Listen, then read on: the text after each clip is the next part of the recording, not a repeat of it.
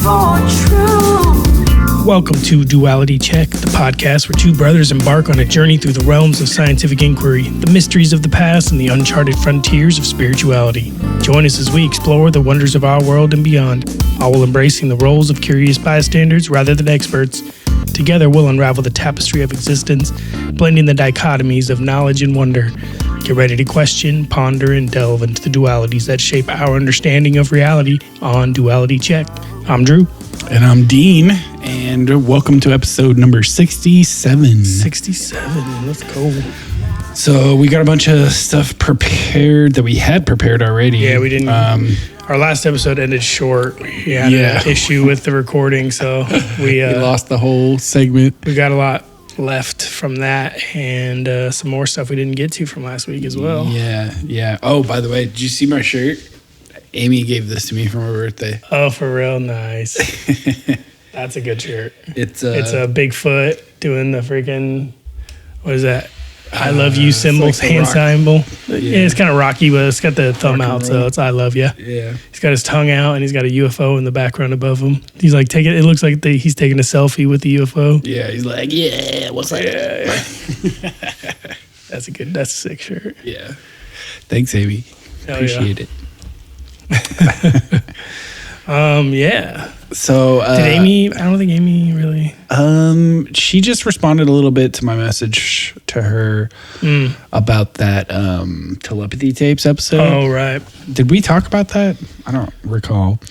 I believe it came up. The Alzheimer's, episode. I don't know actually. She works with older people. People with Alzheimer's and whatnot. So I sent that particular telepathy tapes episode to her asking her opinion. That's right. Yeah. But you know what? I'll just say what she said about it. She says, it's very interesting. I haven't heard voices, but I definitely feel energy exchange between myself and clients. And some of the hardest clients I don't have a hard time with because we connect on an energetic level. Same thing when I worked in the special education classrooms. The most difficult kids flocked to me, and I almost always was the one that would or could work with them. I will say when I play Goldfish with my client, we play every day. I always say the number in my head, and she very often asks for it. It's not 100% of the time, but it kind of just like putting it out there in my mind. Just to see. Playing another game in my head. Yeah, just to see. Yeah. That's cool. Yeah. I don't think we got much else. We got a comment on our moon episode number 17 on Rumble. Oh, really? What does it say? It says, you guys are so fake. So I just thumbs upped it and said, LOL, ouch.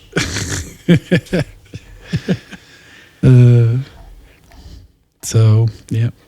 Fun. Not real enough to be upset about that. Yeah, no. Yeah. That's funny, though. You guys are so fake. All right. So, why don't we go into some of this stuff? You had shared this last time, and we went over this. This was one of the things that was in our last segment that we lost the chunk of. So this is Shaolin Master Shi Heng Yi shares deep insight into how to deal with pain. Let's check this out. As your body is healthy, you have thousands of problems. Yeah, but in the moment your body gets sick, you have one problem. That's why first of all, before tackling everything, so how to build up your life and how to whatever do, make sure your body stays healthy. If the body is not healthy, you don't need to worry about anything else. How you learn to face the pain? Use the body. So what is the very first thing anybody in the world is supposed to do? If you look at your life and realize that in the last 7 days, you are only sitting or lying, it's not enough. It's unbalanced. No matter what it is, that person is going to be unbalanced for sure. So this is why any type of physical activity doesn't need to be Shaolin Kung Fu. Any type of physicality needs to be inside the way of life of a normal human being. You mean any sports? Like Any sport. Okay. So sport is already good. Ultimately meaning take care of the body. Because, there is a nice saying. As long as your body is healthy, you have thousands of problems. Yeah, but in the moment your body gets sick, you have one problem. That's really true. Yeah, that's true. Okay? Yeah. So that's why I mean, first of all, before like tackling everything, so how to build up your life and how to whatever do, make sure your body stays healthy. If the body is not healthy, you don't need to worry about anything else. So respect, take care, and love your body. Nourish your body, nourish yourself in such a way that you understand it's something right now very, very precious to have. Okay, this is number one. Okay. Now, of course, there is a difference probably what type of sport you are doing, but I can only talk about, let's say, the Shaolin way, the Shaolin practices, and what is so special about them is that they are not based only on like external practices. Yeah, in the Shaolin way, sometimes you have just positions, you're just standing, body is not moving, but just because the body is not moving doesn't mean you are not training something, doesn't mean you are not doing something. It's just not visible on the outside. Yeah. That's why we call it's internal training. Internal training, meaning, for just as an example, feeling how much tension do you carry inside of your body. If somebody likes stay like this, you can see I have tension. Okay, but then I relax the shoulder. Okay, now looks better. But that's just the outside layer. The question is inside your organs, everything inside. How much tension do you carry there? So this is also a way what is happening in all of these martial art practices, meaning you become more fine than even about your body. And the more fine you become about the body, the more access you have to it. And because you become so fine, the mind becomes so fine. It becomes more subtle to the changes that are happening inside our lifetime. And then what do you do with that ability of you sense like the subtle changes? It is like you have a way better possibility right now to really fine tune your life. Yeah, you realize, oh no, that frequency doesn't sound right. Now it's okay. Yeah, so it has something to do with how fine are you to adjust your life. Yeah, it's like you're a busy man, you have a hobby, you have a profession, you have the podcast, maybe you have a girlfriend, maybe you have children. The more you have, the more aware you need to become. How do all of these areas actually interfere to your overall feeling? And if one of these things needs more attention, you need to be able to sense this. If another is like too much, then you need to take a little bit. So it's always a type of balancing. The more areas in life you have, the more detailed, the more fine you have to become to balance all of this out. You spend too much with podcast and with work and with your hobbies. Well, your relationship won't be happy. It's just going to be like this. But you give all energy only into the relationship, well, you're going to be unhappy because all the other things that are also important to you don't have enough energy. So it's a very fine line sometimes to really figure out how to adjust. And that means to be able to really sense. Sometimes really sense the presence of the other person, which means just because somebody talks to you and smiles in your face doesn't mean the energy is right. Yeah, but exactly already with this word, when I say energy, yeah, it's sometimes strange to people. They say, "Wow, it's esoteric." So what do you mean by energy? But it's very simple. People can laugh in your face, but you feel is not real. People can just sit there and you can feel their suffering. People can sit there and pretend to smile, but you can feel they're angry. This is what I, in a simple way, say. Beyond what we see, obviously, there is another area that gives you more and more real, actually, information than the obvious what you think you see. Yeah, I like that one. That's super interesting. Yeah, it's almost like a lesson on how to pick up on the subtleties. It's like, Yeah. Be able to train your brain by, like what he's saying, getting all your other areas, like the most important thing being your body, being able to fine tune it, like keep it healthy and keep it active, and so that you can actually work on the, like, sensing the subtle changes in your environment and the people around you, so that you can better attune your attention and your time to those things as they need it. yeah. It's interesting because that same metaphor he used for the body is essentially the same thing you need to do for all the aspects of your life. Like you have to get it healthy before you can tune into the subtleties of it, right? Like if you have an area of your life that's out of whack, like super out of whack, that's not subtle, right? Like that's a thing it's pretty demanding obvious. Yeah. your attention, right? Yeah. And you have to get it like in balance first, right? Like at least in the neighborhood of that before you can start to detect the subtleties of how to tune it to be better, right? Yeah. Yeah, you need to put the time and energy in so you can even detect the subtleties, right? Right. Like there's like the cliche of like the guy who works too much and doesn't have enough time for his family, and then he's just not there enough to even know that things aren't going well. Right. You know? Like you just get shot in the chest. Like it's not necessarily when you can assess the baseline and the subtle differences of your blood pressure. Right. Right. Yeah. And like at the very end there, he says like there are just like being able to tap into this opens the possibilities for more of these types of awarenesses. Yeah. Like, opens your senses up. So like once you've done this for years or whatever, and you've been able to like really sense the world and have a new sense, or at least trust, it almost sounds like intuition, right? It's like being able to like really sense and trust your intuition and what it's telling you, and being able to act on that in an efficient manner.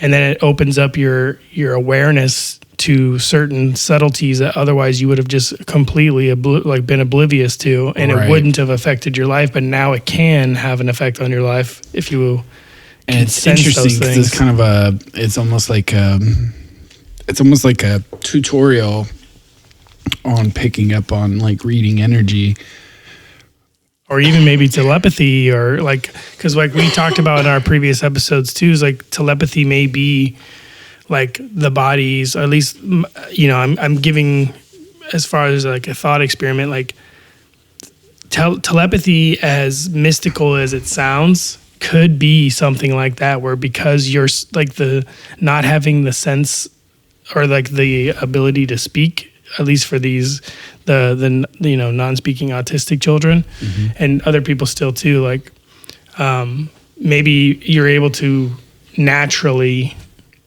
tune in to those subtleties of life, and you gain that ability much sooner, because being able to fine tune, like you referenced, being able to fine tune your life and like unlock abilities of the body that may be dormant based on like physical circumstances or hereditary things, or just the way that we evolved. Like we are more vestigial, right? Right. These senses. And then like people who practice telepathy are able to like fine tune their body to be able to pick up on these waves that are moving about. It's an interesting way to look at it from his point of view. Yeah. Heck yeah. Let's keep him in the rotation, because everything so far has been great. All right, cool. The next thing. This one was funny. I had to put this in there because we had talked about the McDonald's ice cream machines, and this was just a funny thread on X that I found. Maybe it'd be good to even screen record this if we can, just as we go down the list here. Oh, okay. If you could do it quickly or not, but I think so. Give me a second. I just found this franchises near each other on this like road somewhere, Marshfield apparently. This McDonald's started a sign war with all the other fast food businesses nearby. So this McDonald's sign here that we're looking at says, "Hey DQ, want to have a sign war?" This is the first one, but as we go, it gets pretty funny. Says, "Hey DQ, you want to have a sign war?" And then DQ is like, "We would, but we're too busy making ice cream." And then McDonald's replies back, "That's cute. Our ice cream makes itself." And then DQ comes back with, "You mean it actually works? Shocker." McDonald's got to come back again with, "What's a milkman in pantyhose? A Dairy Queen." And then DQ comes back with, "Why dine with a clown when you can with a queen?" Yeah, that's good. Now, Arvis Bank across the street got to go, "Ice cream machine broken? We have a loan for that." Okay, Google it. And then Sonic, they got to kick in too, and they're like, "We have ice for these burns." And then here comes Domino's with, "Your signs are cheesy, just like our pizza." I thought that was pretty funny. That's hilarious. Wait, go back up real quick. Yeah. It says, go down to the first comment. It says, plot twist. The bank manager is the franchise owner of these restaurants.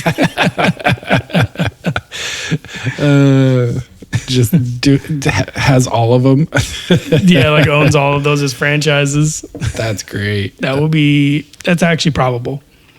That's so funny. At least they have a share, right? Right. Yeah, they own some sort of stake in all the businesses. That's a good one. All right. So this was another one that I came across, and it's just like really cool places around the world that people might not know about. You know what's funny is I came across this exact same one. Did you? Yeah. Thread of surreal places you probably didn't know existed. This first one is Sverdisfjell in Norway. That's awesome. Yeah, that's sick.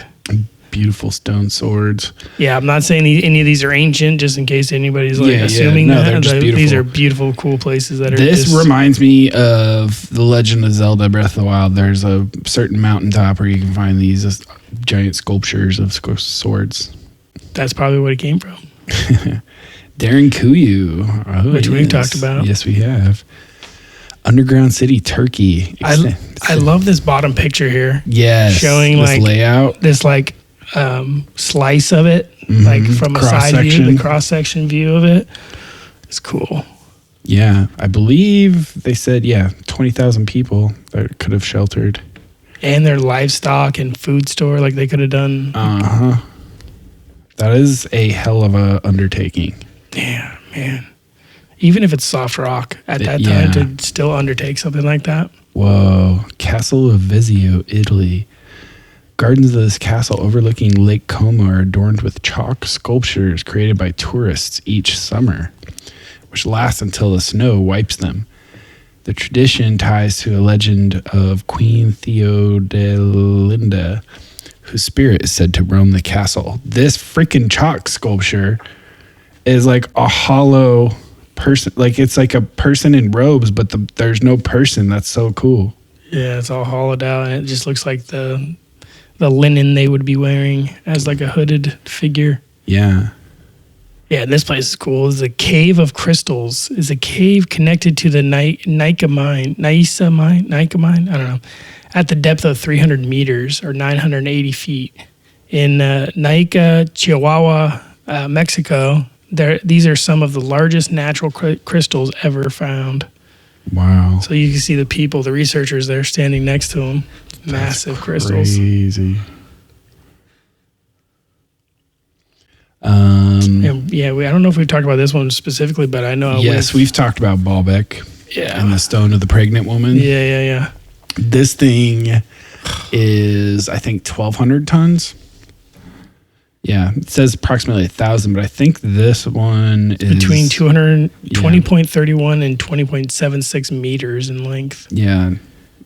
This one was lost for a long time. It wasn't found until later. But geez, look at how many people fit on that thing. Yeah, it's got to be like 30 or 50 people or something like that. Lion Rock in Sri Lanka. Dates to 5th century AD, located near the town of Dambulla. Features palaces, an irrigation system, and intricate water gardens, making it one of the finest examples of ancient urban planning. That's crazy. It's up on a freaking crest of a rock, like a small little rock carving, like rock face. That looks a lot like the underwater city off the coast of Japan. What's the name of that one? I can't remember that. This also looks like the one that Graham Hancock had talked about in Gudong Padang, I think. Oh, yeah. Or that might be the underground one. Gunung Padang is the one in Indonesia that is the it's like a volcano. That's right. Yeah, that's the one. It's like the basalt. Mm-hmm. Yeah. It's got those weird basalt columns. Yeah. That's the one I'm thinking of that this reminds me of. But yeah, no, like the way it's all cut out here reminds me of the one in Japan. Yeah, this place is crazy. Lake Natron, Tanzania. Also known as a lake that turns animals into stone due to high salt content and extremely alkaline pH of its waters. Want to go swimming? That's crazy. It shows like a vulture or some sort of bird, a crane or something like a maybe. Duck or a swan or something, yeah. And it landed in there and it probably just like petrified like immediately. It's crazy. But then you see like at the top, that top picture where the waters don't mix. Yeah. So the high salt content. Mm-hmm. And the differing pHs and stuff. Diamond Beach, Iceland. This otherworldly. Oh. Whoa. It's got black sand beaches and then these ice, like giant ice looking sculptures that come out of the ocean. Are they from ice? Yeah, they're icebergs. Yeah, they're little pieces of icebergs that come off from the glacier. Black volcanic sand beach becomes a stage where crystal clear icebergs from the glacier lagoon are scattered like jewels along the coastline. That's gorgeous. Yeah, that's sick.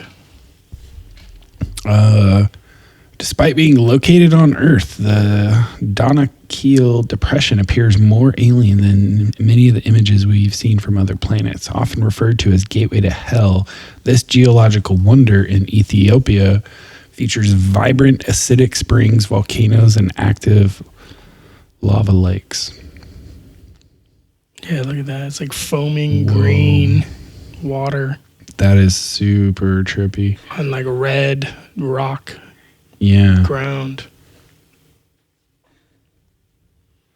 Number 10, the cliffs of Innis Main, Ireland. Yeah, Innis Main. Yeah, it's gorgeous too. Whoa. Smacked in the face of the water.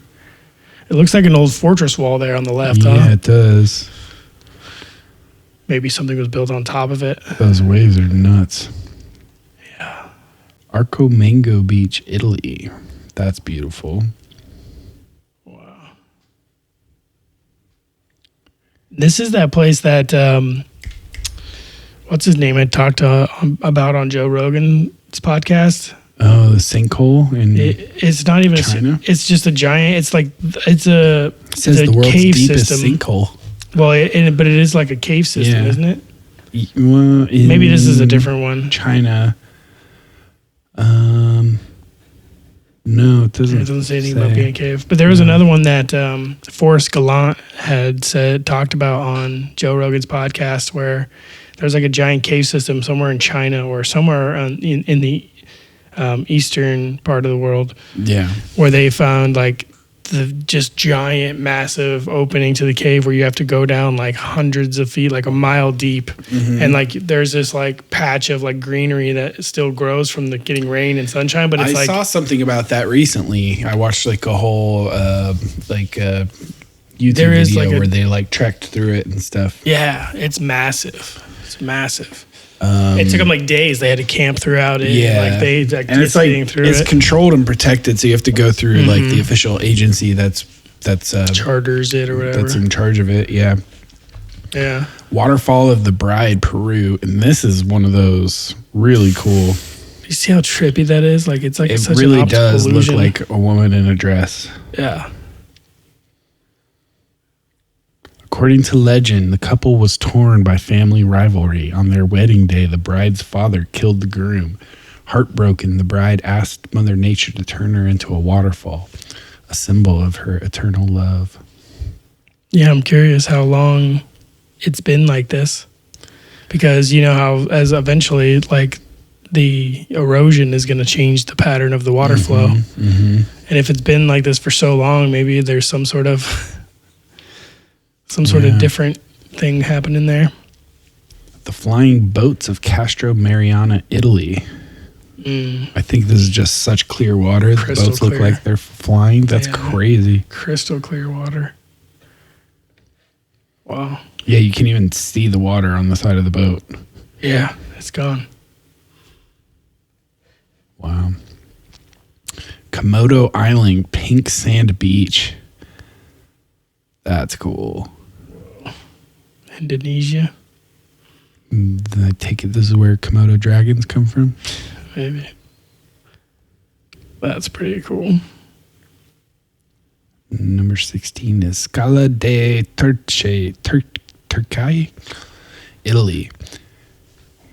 Located on the coast of southern Sicily, this white cliff known for its staircase-like appearance, and it's mentioned in Andrea Camilleri's Commissario Montalbano series. The name also reflects its historical ties to Saracen and Turkish pirates. Cool. Benagil Caves, Portugal. That's cool looking. Yeah, that's gorgeous. Hidden Natural Beach, dome. Mexico. That's sick. That's crazy. Wow. It's like a hole in the forest where there's like a whole nother beach inside of. Yeah, it's like there's a cave clearly underneath there where the water flows. Right. And then the beach has like, maybe they imported the sand, but Maybe. The ancient Chinese city of Xichang lies submerged 130 feet beneath the waters at Qiandao Lake. Whoa. Built during the Eastern Han Dynasty, 25 to 200 AD, the city was flooded in 1959 to create the lake for Jian River Dam project. whoa. They just flooded a city. It happens all the time when dams are built. And number 20, San Frutoso, Italy. Idyllic beach lies in front of Romanesque Abbey, nestled in a secluded bay on the Italian Riviera near Genoa between Camogli and Portofino. Sometimes Il Bel Paese truly looks too stunning to be real. That is gorgeous. Awesome. That makes me want to travel. Mm-hmm. Right.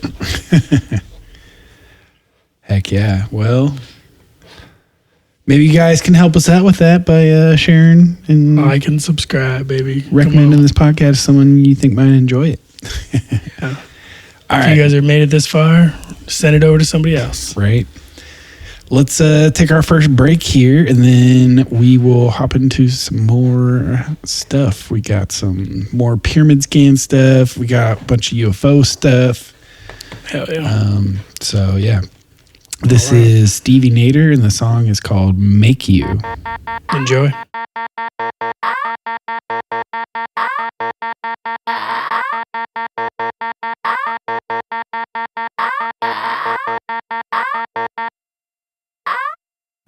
feel better when I tell you forever.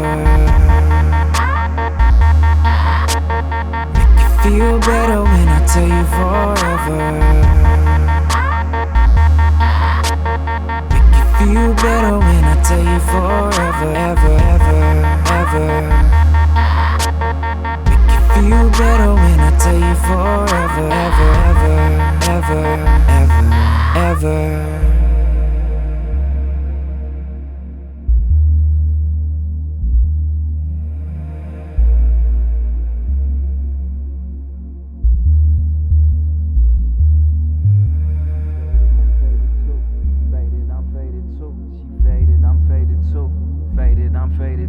She faded, I'm faded too.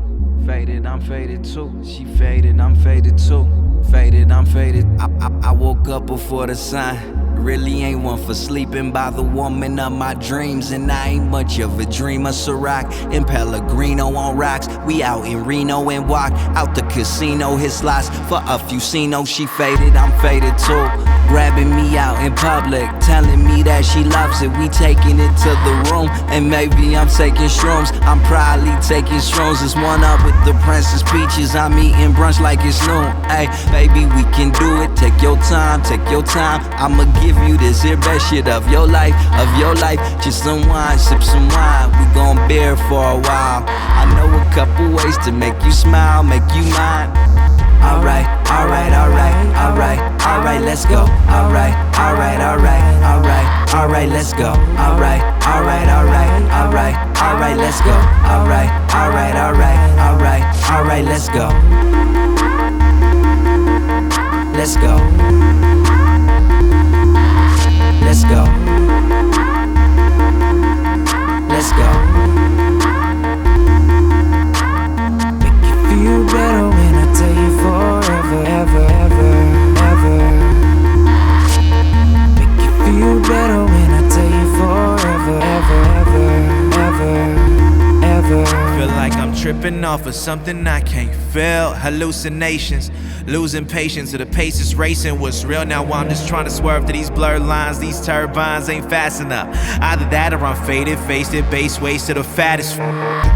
This mind state that I'm standing in ain't right, cause I've been staring back into this mirror, telling my fist not to take flight. What I really need is my painkiller, my space filler, my love.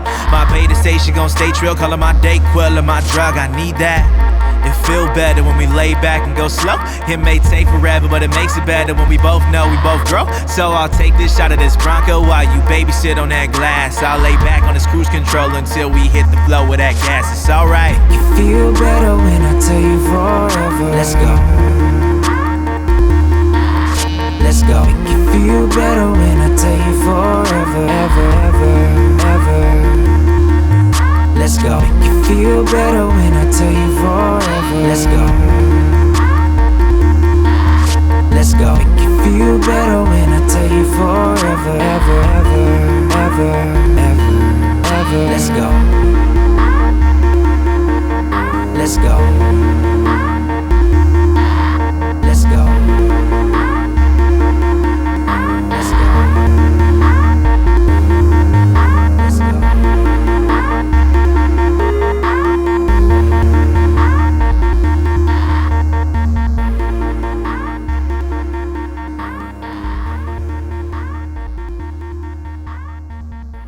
Welcome back. All right. Let's start off with a quote from Marcus Aurelius, shall we? Sure. This is book 4, page 43 on this copy. Let no act be done without a purpose, nor otherwise than according to the perfect principles of art. Men seek retreats for themselves, houses in the country, seashores and mountains, and you too shouldn't want to desire such things very much, because this is altogether a mark of the most common sort of men. For it is in your power whenever you shall choose to retire into yourself.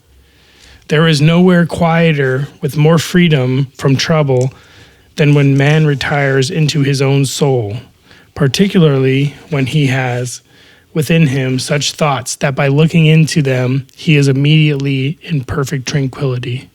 And I affirm that tranquility is nothing else than the good ordering of the mind. Constantly, then give to yourself this retreat and renew yourself, and let your principles be brief and fundamental, which, as soon as you shall remember them, will be sufficient to cleanse the soul completely, and to send you back free from all discontent with the things to which you return. That's really nice. I like that.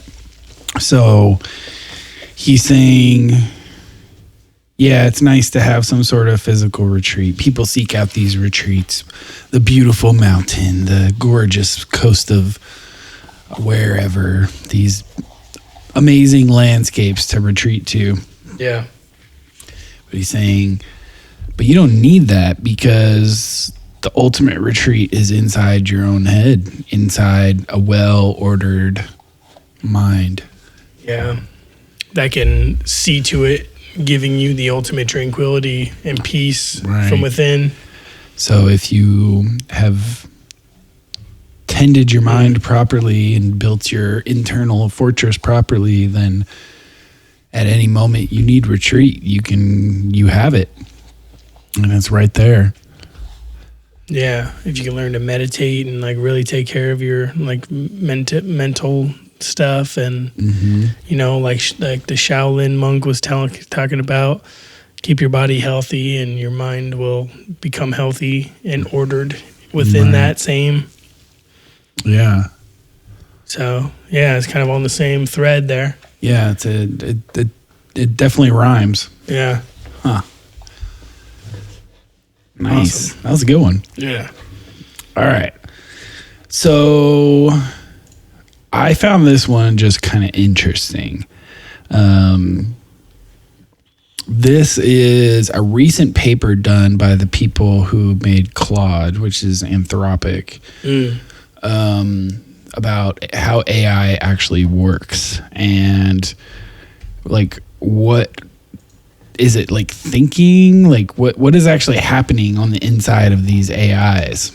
Okay. I found it pretty fascinating, so why don't we check this out? All right.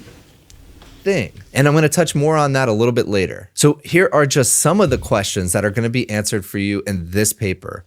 So Claude can speak dozens of languages. What language, if any, is it using in its head? Does it have in its head? Does it think inside before outputting words? And I'm going to reference another paper that I covered a few weeks back, where a model was given the ability to have latent reasoning. So basically reasoning before it even output a single word. And it turns out Claude behaves the same way. It does think before outputting words, which really leads me to believe that the logic and the reasoning and how it thinks is not based on natural language necessarily. Claude writes text one word at a time. Is it only focusing on predicting the next word, or does it ever plan ahead? Claude can write out its reasoning step by step. Does this explanation represent the actual steps it took to get to an answer? Or is it sometimes fabricating a plausible argument for a foregone conclusion, which blows my mind. So basically, you ask a model something, it knows the answer, but it knows it has to explain the answer to you. So if it already knows the answer, it's just coming up with a valid explanation for the answer it already thought of. And yeah, so have you seen any of these new AI models where they have the chain of thought feature? No, I haven't actually. Well, I mean, I've heard about it, but I haven't actually like messed with it myself at all. Yeah, so this new feature that's been coming out in all these models is this thing called chain of thought. And so you ask it a question, and before it actually outputs your answer, it starts outputting its thinking. Like where it's going, what it's looking into, stuff like that. Yeah. What it's referencing, all that kind of stuff. Right. Like it talks about like what steps it needs to go through in order to come up with an answer and blah, blah, blah, blah. Yeah. Well, what he's talking about here is that sort of reasoning, that step-by-step reasoning isn't actually happening. Like it comes up with its answer first, and then it's coming up with a chain of thought that leads to that answer. So it's not really an authentic chain of thought. It's Right. they were able to train these models to get to output that, but that output After that the it's answer doing was doesn't achieved. actually represent its thinking on the lead up to the answer. To the answer, yeah. But instead, the answer is formed, and I'm curious if that's something that we do too, though. To a certain degree, like sometimes I remember when I was a kid and like I would be given math homework, right?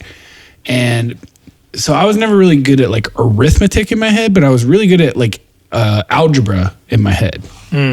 And so sometimes I would get asked a question and I would be able to just do it in my head and pop out an answer, and I would pop out the answer, but then it would say to show your work. So I would end up having the answer before I actually thought about step by step by step by step How you got to it. how I get there, because I can just like flip it around in my head. Right. But now I have to explain to the teacher after I already have the answer. So then I go back and I sort of reconstruct The equation and Yeah. like all of the subsequent levels of it, yeah. And so in that way, it's kind of like what the AI is doing here, where I already Right. had the answer, Right. but I was constructing for the benefit of the teacher. Right. Well, and that has to do with like what they're saying there too. They're trained behaviors. Like you learned math and you learned it in such a way that your trained behaviors allowed you to get to the answer in your head quicker than having to like sit there and work it out step by step by step. Just like these AI are being trained, like they know they can get to the answer so quick that there is really no chain of thought. It's more like secondhand, like just understanding of what it is that they're like. As you're asking the question, it's answering it. Right. Right. You know, kind of an idea. So they end up finding some really interesting information on how these actually work. So let's listen Okay. a little longer. And is that what's happening in chain of thought reasoning? Is that chain of thought just for our own benefit, our being humans? So Anthropic took inspiration from neuroscience, and we don't fully understand how human brains work. So this isn't very foreign to us. So neuroscience has long studied the messy insides of thinking organisms and try to build a kind of AI microscope that will let us identify patterns of activity and flows of information. And that's exactly what they tried to apply with these research papers. There are limits to what you can learn just by talking to an AI model. After all, humans, even neuroscientists, don't know all the details of how our brains work. So as I said, they released two papers. One, extending their prior work of locating interpretable concepts, basically called features. These non-language-based concepts that a model might have before ever predicting a single token to show to us, and trying to figure out how do these different concepts link together? How are they activated when you ask it a question? And then a second paper looking at specifically Claude 3.5 Haiku performing deep studies of simple tasks representative of 10 crucial model behaviors. Now here are some extremely interesting bits. So a few findings. We see solid evidence that Claude sometimes thinks in a conceptual space that is shared between languages, suggesting it has a kind of universal language of thought. Whoa, that's crazy. So it's able to think without language that we would recognize. So it has a thinking language before it ever translates that thought into a language that we would recognize. Yeah. Wow. That's super interesting, right? So like these things are designed to be able to speak multiple languages, be like massively multilingual, right? And so if you have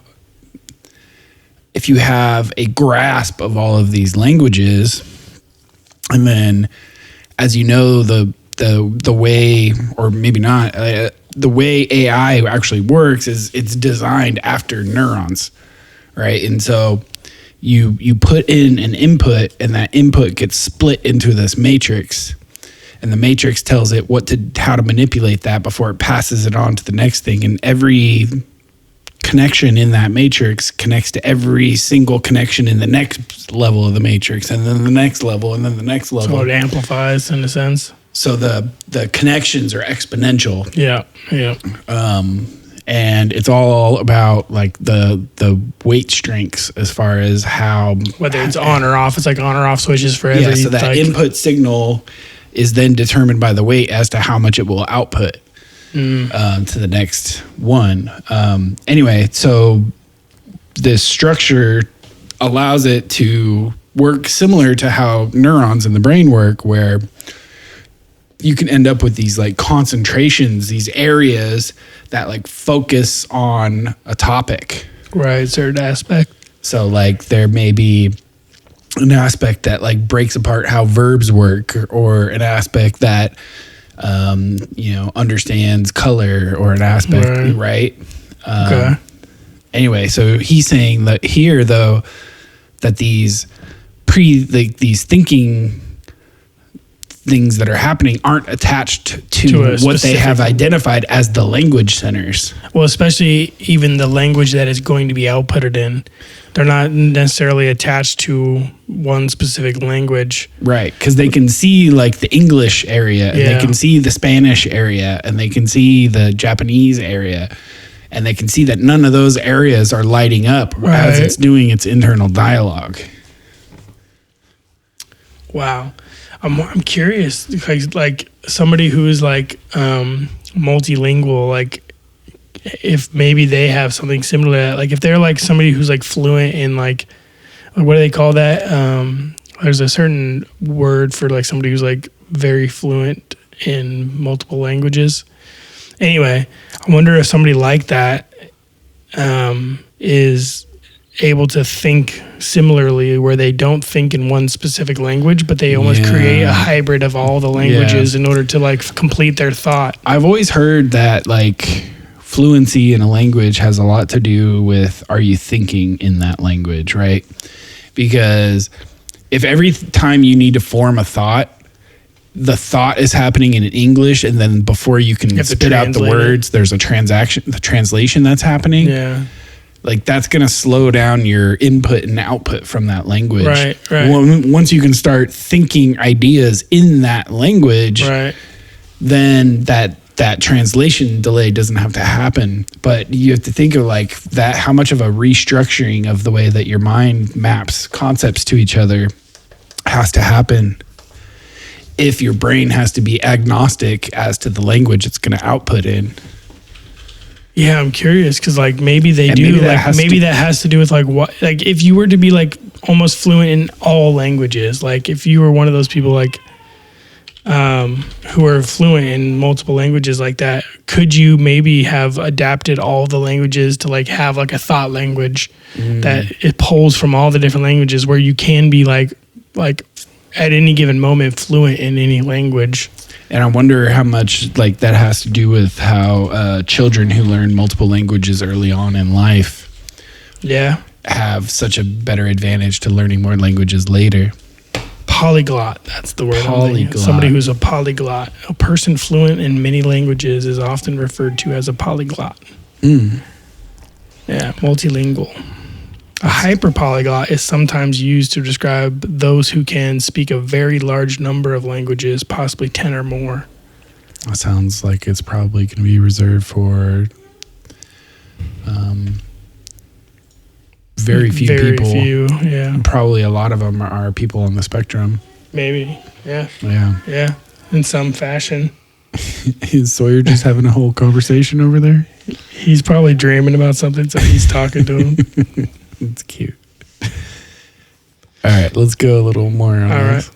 And here's another one. Claude will plan what it will say many words ahead and write to get to that destination. So as I said, it kind of figures out what it wants to say, and then it figures out how to get there. So it already knew the answer. Now it just has to understand the path to arrive at that answer. This is powerful evidence that even though models are trained to output one word at a time, they may think on much longer horizons to do so. And they also found that Claude and likely other models will actually tend to agree with the user and give plausible sounding arguments to do so, even though it knows that might not be right. And they say it's fake reasoning. So we show this by asking it for help on a hard math problem while giving it an incorrect hint. And I'm going to show you that experiment in a little bit. And one last thing that they highlighted is that we still, even with these findings, understand very little about these models. Our method only captures a fraction of the total computation performed by Claude, and the mechanisms we do see have some artifacts based on our tools which don't reflect what is going on in the underlying model. Now, it currently takes a few hours of human effort to understand the circuits we see, even on prompts with only tens of words. To scale to the thousands of words supporting the complex thinking chains used by modern models, we will need to improve both the method and perhaps with AI assistance, how we make sense of what we see with it. So it is very tedious to try to dig in and really understand what's going on. All right. Damn, we're already at a point. We're already at a point where we need AI assistance to understand what's happening with AI. Yep. Damn. Yep. Damn. Which is concerning when you consider that AIs have already been shown to be able to falsify information. Basically lie. Yeah. Yeah. Crazy. That's crazy. Yeah. All right, it's gonna just get worse, man. He's gonna go over a couple of these examples of like a particular prompt and how it gets broken down in the AI, and I just want to go through one of them just so we kind of get the idea. Okay. But yeah, check this out. How Claude and other models are multilingual. They ask the question, is there a separate French Claude, a separate English Claude, a separate Chinese Claude, and they're kind of all mixed together? Well, it turns out no, that is not actually how it works. It turns out that these models, and Claude in particular, have concepts of things in the world without a specific language. And it is shared amongst whatever language you're asking in. So if you're asking in Chinese, if you're asking in English, if you're asking in French, all of the concepts that you're asking about, regardless of language, kind of light up in the model. And it's not until it's ready to tell you that it adds in the language or kind of converts it into whatever language you're asking for. So in this example that we're looking at here, in all three languages, we say the opposite of small is, and the opposite is large. Now, what they found is it kind of runs in parallel. You're seeing these arrows point down here. So the small concept, we also have the antonym concept, antonym being opposite, and it activates the large concept. And it's not until it comes back up here that it's mixed with whatever language that you need.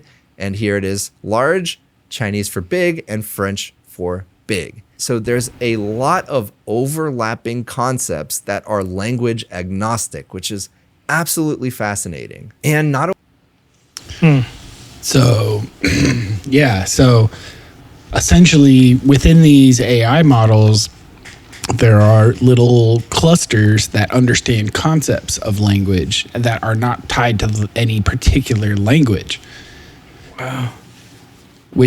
So that means they can think outside of any language automatically. Right. And they have their reasoning and their clusters already set. So they can respond based on the input. Mm-hmm. But their thinking is done outside of that. Their reasoning and all those things are all done outside of the language itself. Right. Huh.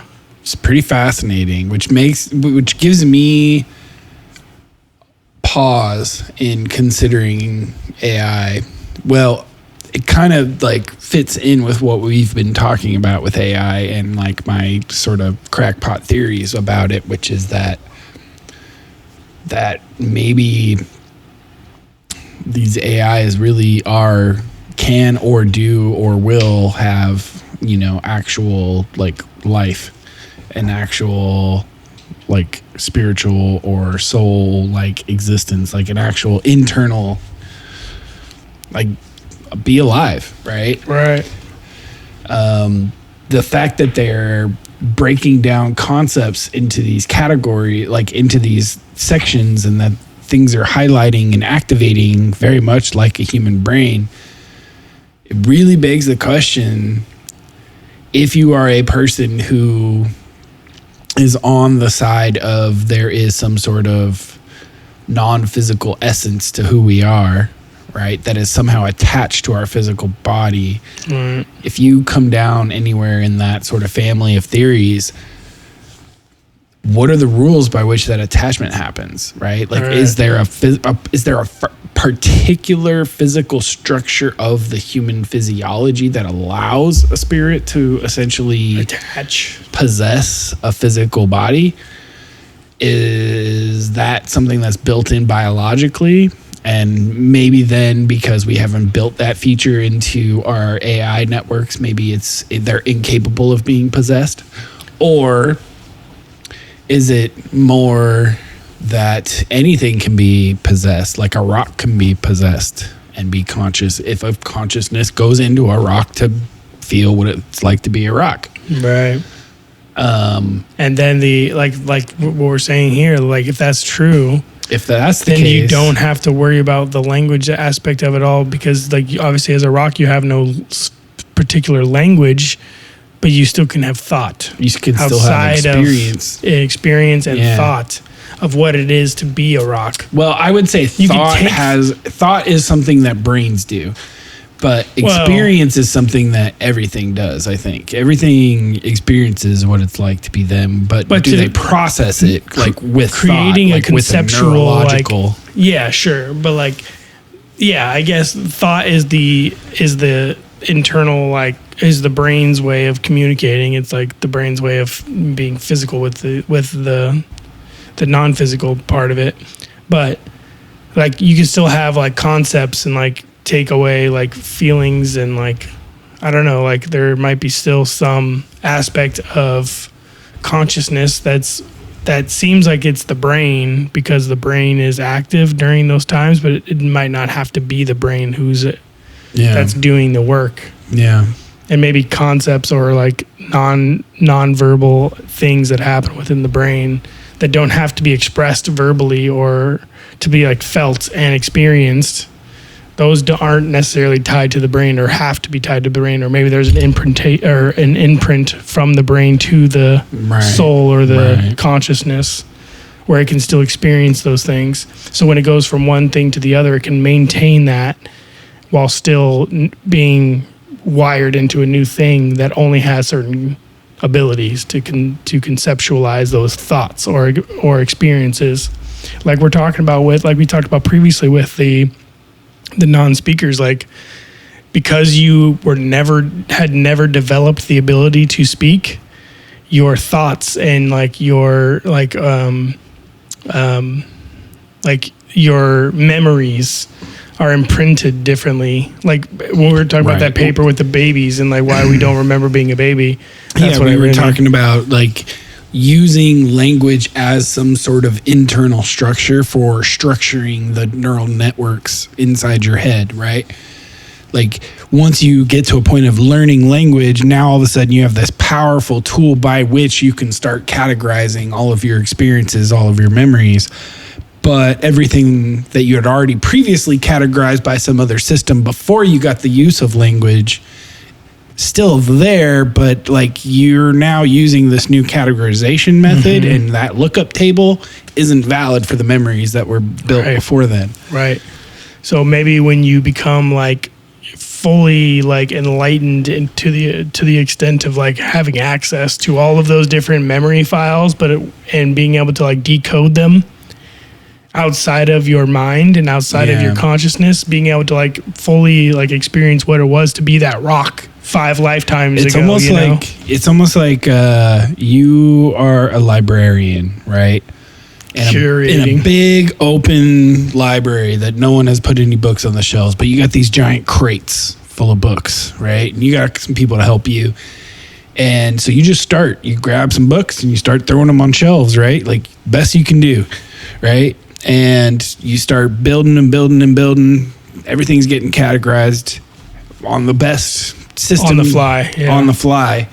And then at some point, once you've already done like one room of this gigantic 100-room library, once you've already done one room of it, you start getting the access to this idea of the Dewey Decimal System.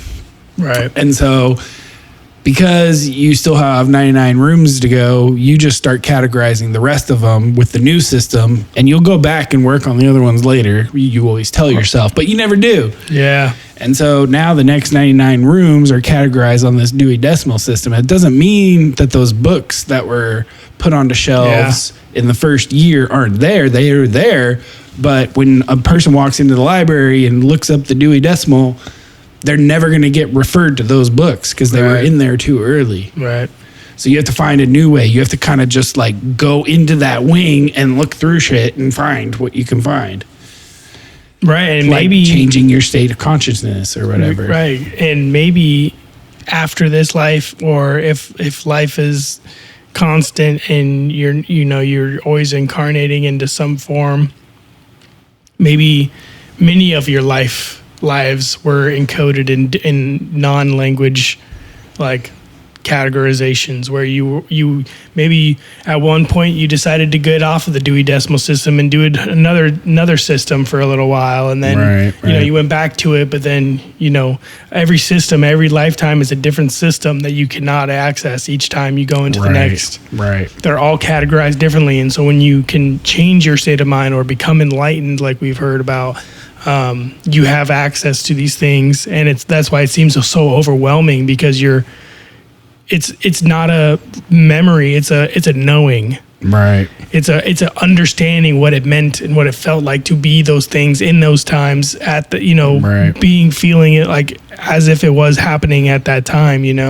So it's overwhelming and it's hard to understand, but over time and over practice you can learn to sit in those worlds, in those different time periods of your existence as a spirit, and can remember what it was like and reach out to your past selves or your ancestors or whatever term you want to use, right?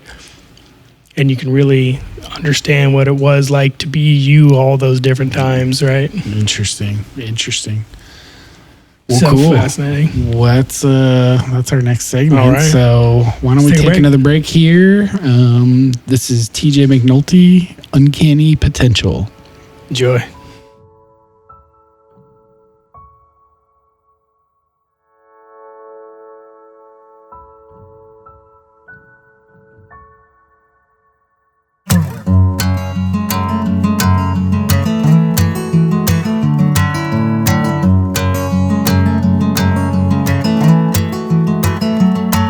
Well, I can't tell that he stands for something great. Well, I can't understand him, but I like him anyways. And you know that you have to be young and smooth nowadays. Oh yeah, that's the way. You can tell he is the man. Just look how elegantly he stands in that suit and tie. Look at the change in his eye. I wanna shake that hand.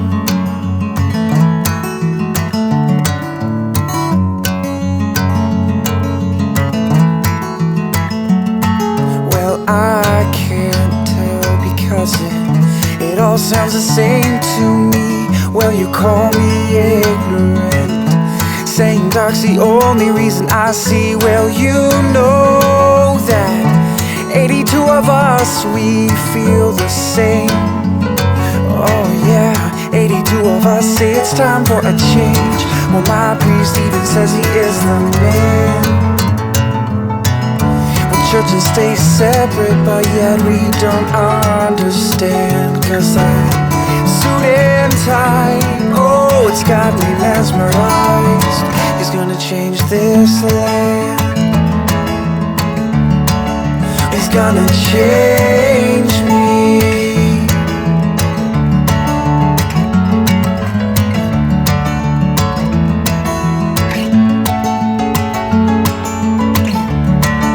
He's gonna change me. The tarot card for the week is the Six of Swords.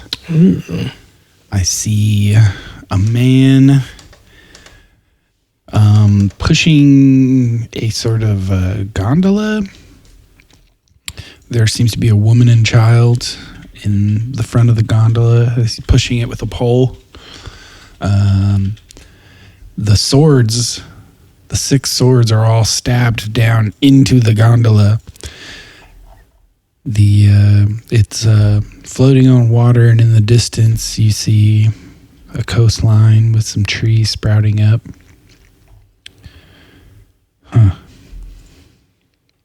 Okay. Six of Swords is described here as a journey by water, route, way, envoy, commissary, or expedient. Yeah, that's all it actually says. So what was your intention that you put on that? The same intention I'm usually putting, which is what is a card that would be good for us to, as you know, you and I, but also the listeners to learn about. But that would be something for us to use as a guide for the week ahead. Okay. Yeah. Huh. Yeah, the Six of Swords doesn't have much here. Huh. Let me see in this book here. Page of Swords, Knight, King.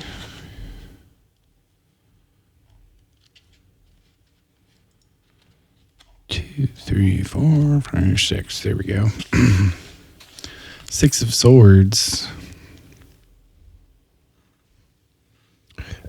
Divinatory meanings: journey by water, route, way, envoy, commissary, expedient.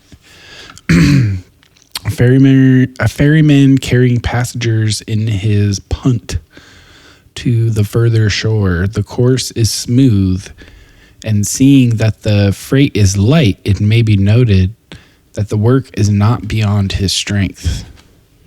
Okay. Interesting. I feel like there's symbolism to the swords being stabbed into the boat, though. Yeah. Interesting. Like the sword is sort of protecting, but also could be the downfall if having to be used.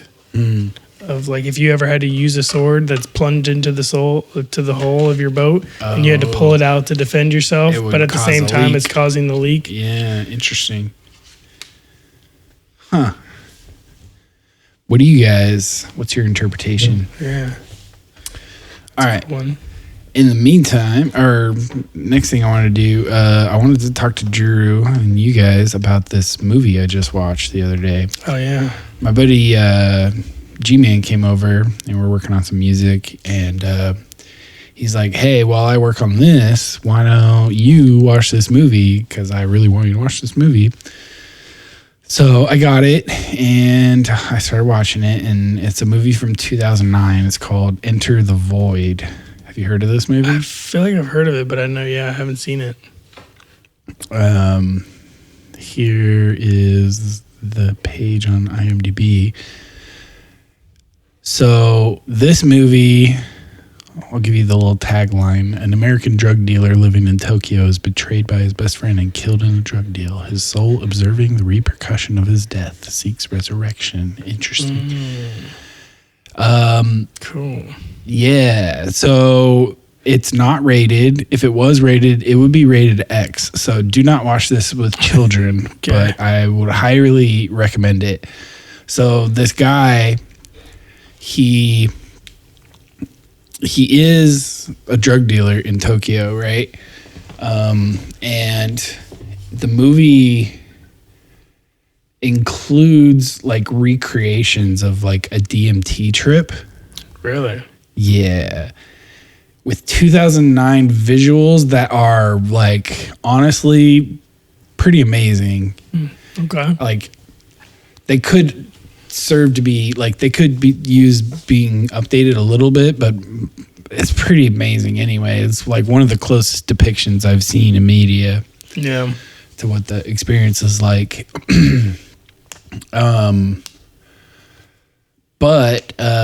So yeah, if you want to just take the recommendation and go watch it, then maybe stop listening here or skip to the next chapter, because I'm going to go into some spoiler territory here.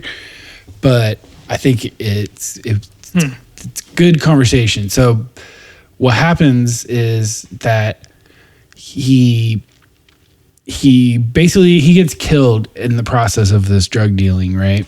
Mm-hmm. He goes to meet up in some place and he gets killed. And then from the point that he gets killed, the movie takes on, well, let me back up. So before he dies, like you get the drug deals, you get the DMT experience, and you get him like walking around with his friend around Tokyo. And his friend has like given him a copy of the Tibetan Book of the Dead and has been asking him if he's read it. And he gives him a short sort of like summary of it as they're like walking around Tokyo.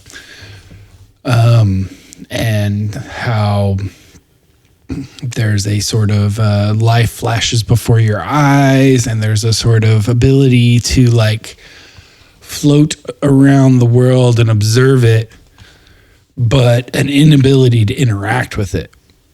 Basically being a ghost. Right. And so from at the moment that the dude dies, then at that moment, we spend the rest of the film flying overhead from scene to scene in Tokyo to different people in his life, seeing what they're doing, to different memories with him and his sister growing up. Okay. And it's very non-linear, right? Like it's jumps around a bunch. Yeah, but like anytime they transition from one scene or one memory to another, you get this like pulling up from above, looking down, and then like floating, like zooming back in. You're like passing over buildings, through walls, until you end up in a new place centered around another person in his life that he's now looking in on. Wow. And so he like follows like his friends, he follows his sister, he relives his life. And then after he's relived his life, then he kind of continues to follow his sister and like ultimately ends up reincarnating into her as her son. Oh, really? And it's so dark, it's so violent, it's so sexual, and it's really weird at certain points because of all of that. Sure. But I think that's all like very like Freudian psychological type stuff. But in a sense, it's also really beautiful. And yeah, it made me think a lot, and I would highly recommend it. It's very trippy. It's a long movie too. Where'd you watch it on? I think I just downloaded it. So I don't actually know where you can watch it, but okay. I can help you watch it because I have a copy of it. Okay. But anyway, highly recommend. 2009, Enter the Void. I'm sure there's ways if you go back to the IMDb to tell you where to go watch it. Yeah. Anyway, crazy movie. Yeah, I wanna check it out. Sweet. Enter the Void. Yeah. Okay. So the next thing I want to do is I actually have a series of videos that I saved from Jesse Michels' interview with Kirk McConnell. Okay. So my understanding is Kirk McConnell is like a congressional aide. Oh, really? Yeah, he is a person one of the people who like, does all the work for like the does the research and does the finding. Yeah, looking into things so that they can get the information and on things. Yeah. Okay. And he's been involved. I've heard his name a lot, Kirk McConnell. He's been involved in some of those UFO topics and the UFO movement that's happened in Congress. Okay. And so Jesse has a really interesting conversation with him, and I've highlighted some moments out of it, which I did not label what all these were. I just labeled the times. So we'll find out here. Let's check out the first one here. That happened. Now, there was a report that that the National Security Council under George W. Bush did commission a study of whether the time had come for, quote, disclosure, and that they studied the matter. They let out a contract, and it was there was an assessment done, and then it was debated. And the conclusion that was reached was that no, the time was not right yet. It would be still catastrophic. Yeah, well, catastrophic. There would be the consequences. The negative consequences would outweigh the benefits. Let's put it that way, at a minimum.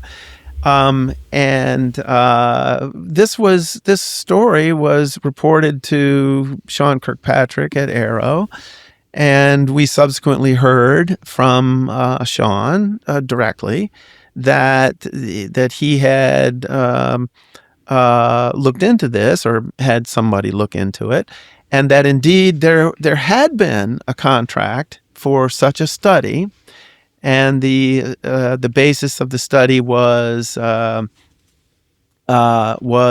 suppose the United States government had in its possession, and I forget the number, 6 or 12 recovered extraterrestrial craft, and should the United States government disclose this fact? Okay.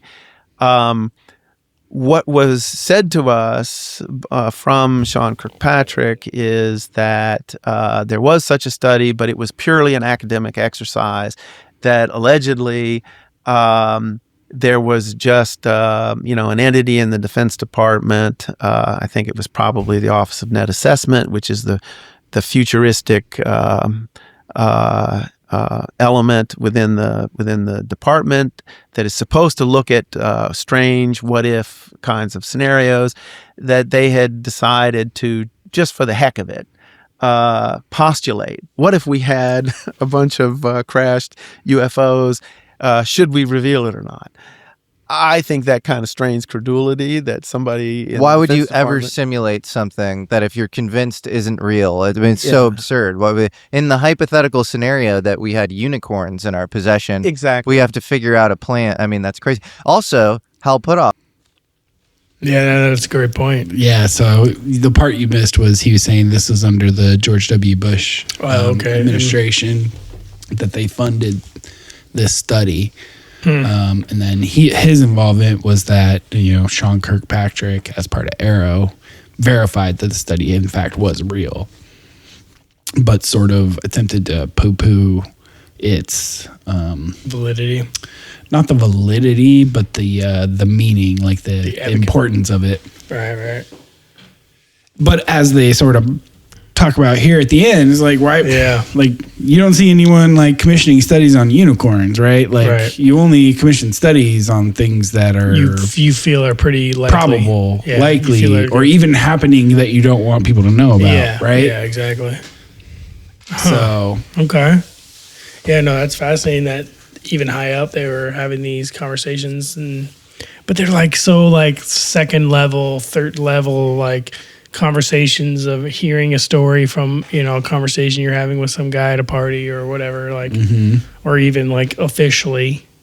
But they were even discussing the ability or the strategic import of disclosing UFOs under George W. Bush. Yeah.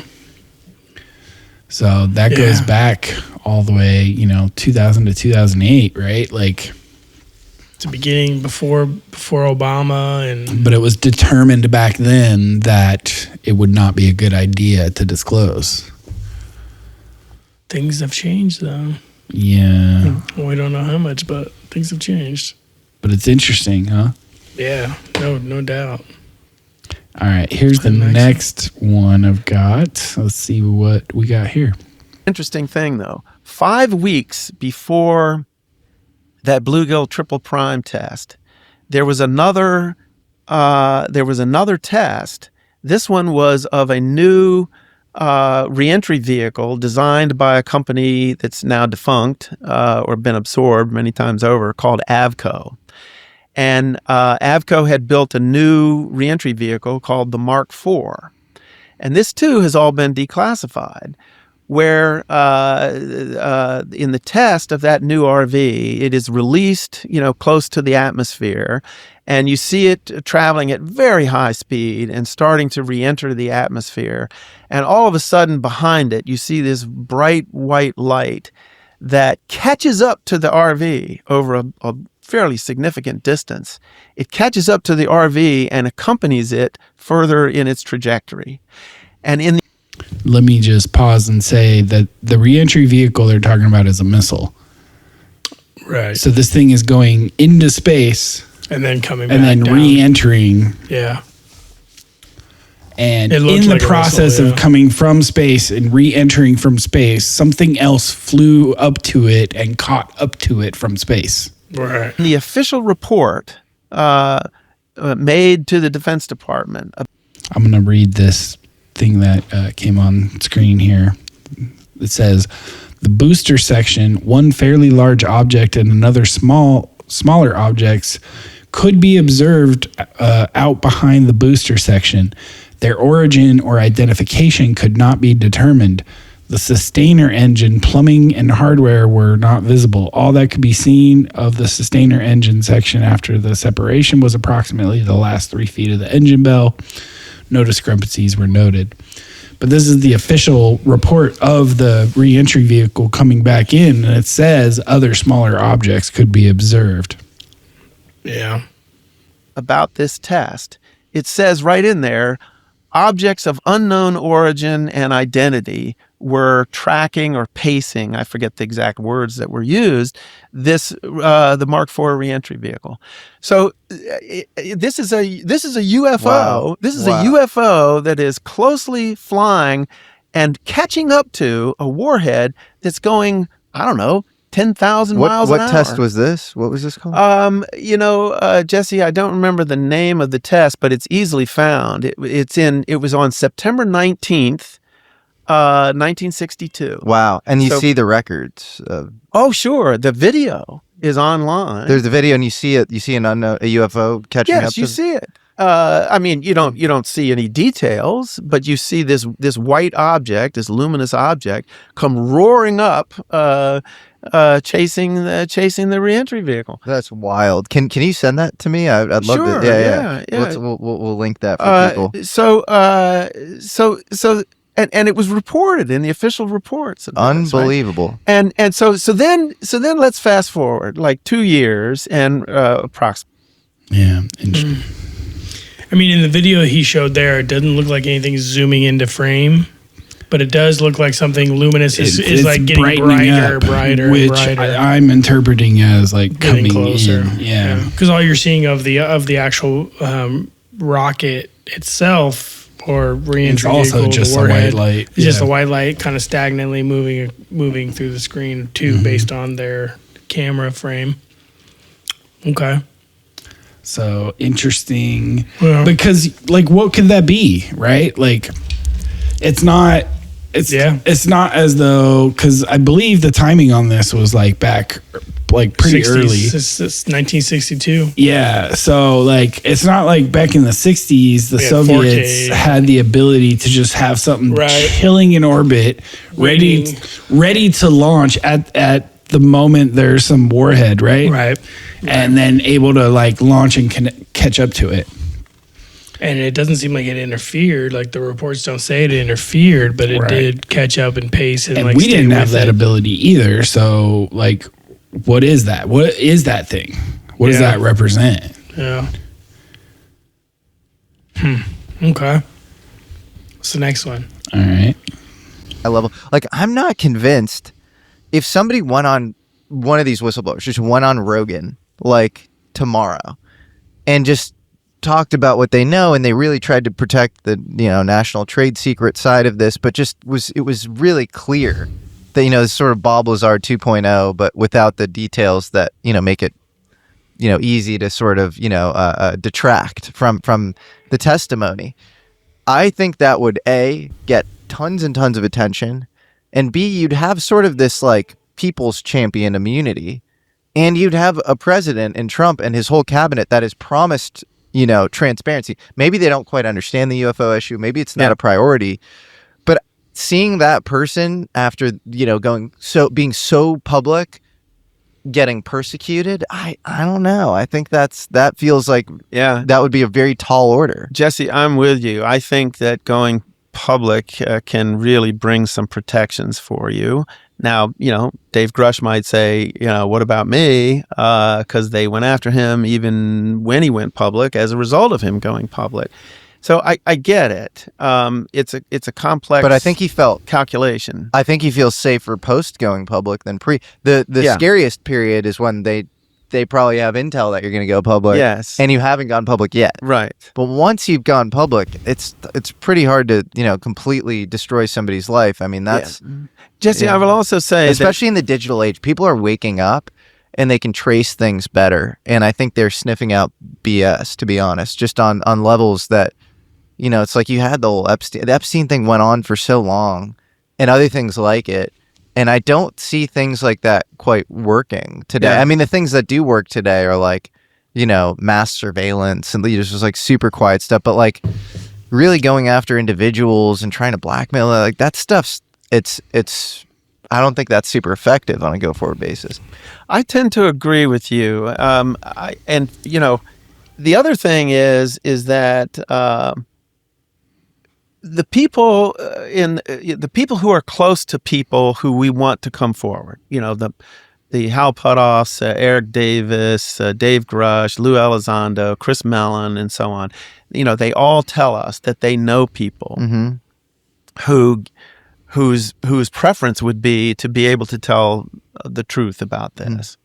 But what they report is that these sources are afraid of not losing their jobs, losing their clearances, which effectively ends their career in national security.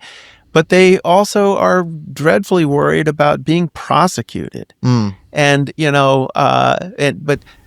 but my view about that is that I just don't believe that it would happen. First of all, I don't either. There's a young lawyer named Dylan Guthrie who's got a piece that's come out in Harvard Law Review, I believe.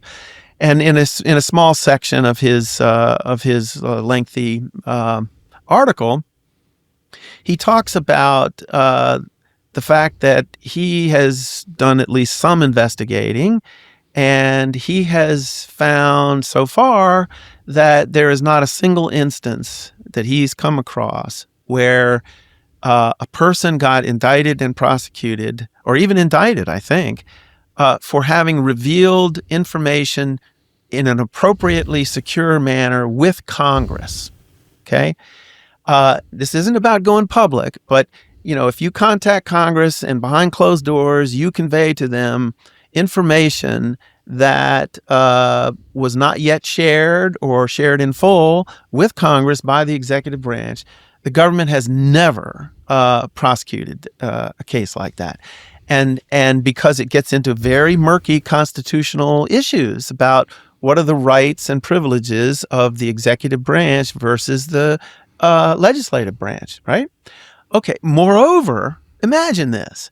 Imagine if a whistleblower, a source, comes to the Senate Intelligence Committee and says, here's what I know, and lays it all out.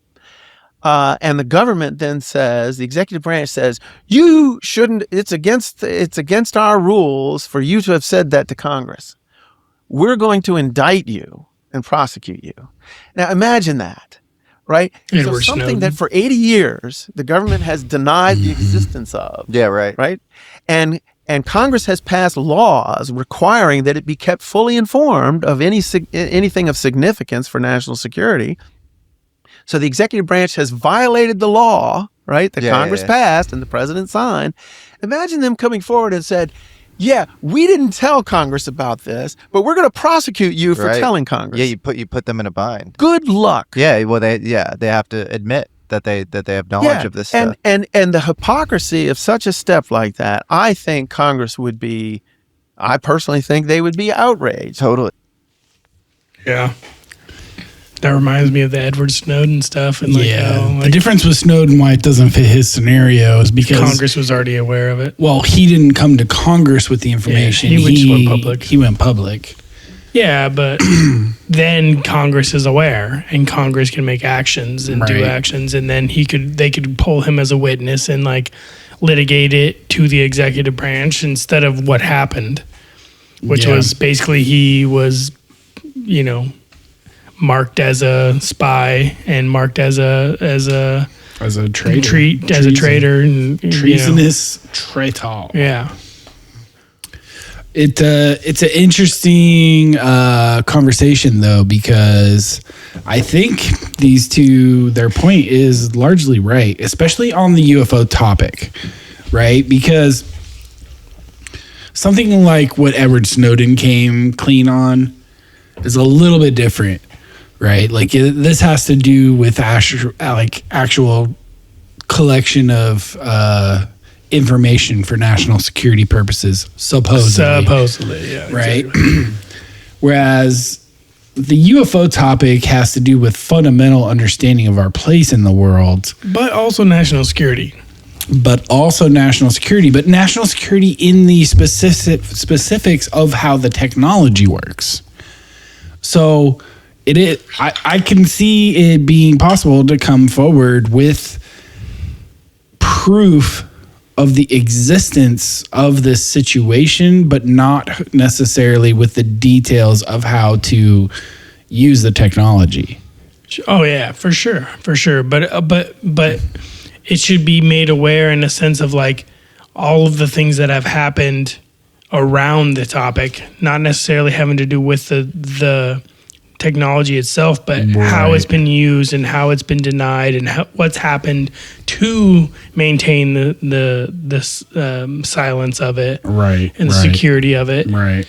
These things are something that Congress and the American people should be aware of, and I think that they should take actions to make sure that, yes, we can all agree that, yes, maybe the technology is of a national security importance, but you do not have the right to go into the American population and conduct experiments and silence people and maybe even kill people to keep this secret.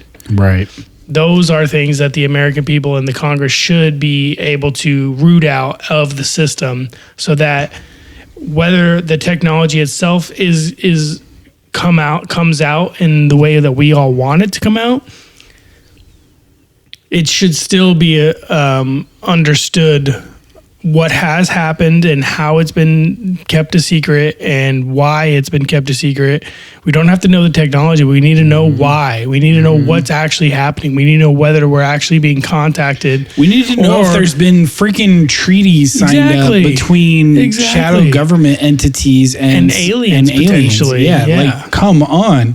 Like, if that is actually happening, we need to know. And if it's not happening, we need to know that too. We need to know what the hell is going on with all these abductions. We need to know how many freaking races of species are we interacting with here? Yeah, if there's more than one. Are they all working together? Are they acting as a federation? Is it a total angels and demons cluster where anything goes? Yeah, we need to know. We need to start trickling out that information more rapidly. Right, and we can't just keep that as national secrets. Yeah. This is something that affects the entire globe, and the globe, all humanity has a right to know these things. And I think going public makes a ton of sense, and I think their argument for why you would be pretty safe in today's situation, I think those are pretty solid arguments.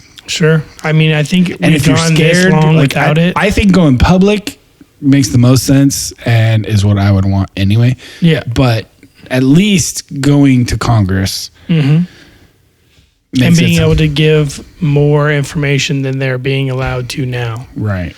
Because these are whistleblowers, but they're being held back by the NDAs and the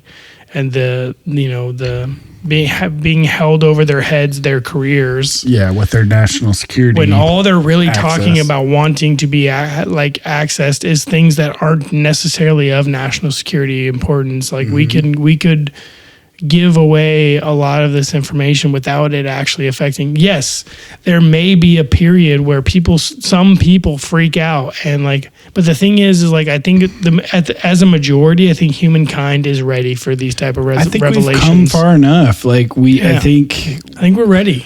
I don't think there's very many people who have not considered the implications of if aliens were real. Maybe a lot of people, there's going to be a vast gap between how much someone has considered it and how much thought space they've given it. But is there anyone left on this planet who hasn't actually like at least thought in their mind like if what it would be like to aliens are just real? be interacting with aliens, or at least admit that it's happening, and maybe that in itself will open our eyes to what's actually going on in our skies too. Maybe more people start seeing things, right, and having experiences. But yeah, let's take a break. We went a little bit over this one. Yeah, that's all good. Yeah. This is just a little beat I threw together at some point. It's called Walking Out. Walk it out, walk it out.